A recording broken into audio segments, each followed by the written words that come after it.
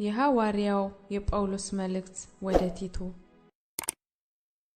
ምዕራፍ 1 የእግዚአብሔር ባሪያና የኢየሱስ ክርስቶስ ሐዋርያ የሆነው ጳውሎስ በእግዚአብሔር ለተመረጡት እምነት እንዲሆንላቸው በዘላለምም ሕይወት ተስፋ እንደ አምልኮት ያለውን እውነት እንዲያውቁ የተላከ።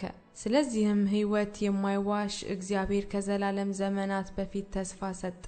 በዘመኑም ጊዜ መድኃኒታችን እግዚአብሔር እንዳዘዘ ለእኔ አደራ በተሰጠኝ ስብከት ቃሉን ገለጠ። በሃይማኖት ኅብረት እውነተኛ ልጄ ለሚሆን ለቲቶ ከእግዚአብሔር አብ ከመድኃኒታችንም ከጌታ ከኢየሱስ ክርስቶስ ጸጋና ምሕረት ሰላምም ይሁን። ስለዚህ ምክንያት የቀረውን እንድታደራጅ በየከተማው እኔ አንተ እንዳዘዝሁ ሽማግሌዎችን እንድትሾም በቀርጤስ ተውሁ። የማይነቀፍና የአንዲት ሚስት ባል የሚሆን የሚያምኑም ልጆች ያሉት ስለ መዳራትም ወይም ስለ አለመታዘዝ የማይከሰስ ማንም ቢኖር ሹመው።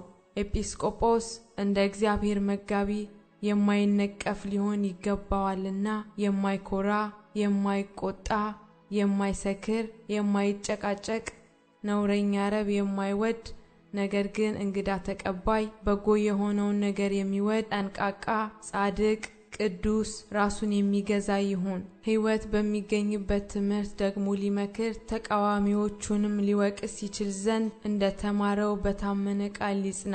የማይታዘዙና ከንቱ የሚናገሩ የሚያታልሉም ይልቁንም ከተገረዙት ወገን የሚሆኑ ብዙ ናቸውና እነዚህም ስለ ነውረኛ ረብ የማይገባውን እያስተማሩ ቤቶችን በሞላ ስለሚገለብጡ አፋቸውን መዝጋት ይገባል። የገዛ ራሳቸው ነቢይ የሆነ ከእነርሱም አንዱ የቀርጤስ ሰዎች ዘወትር ውሸተኞች፣ ክፉዎች፣ አራዊት በላተኞች፣ ሥራ ፈቶች ናቸው ብሏል።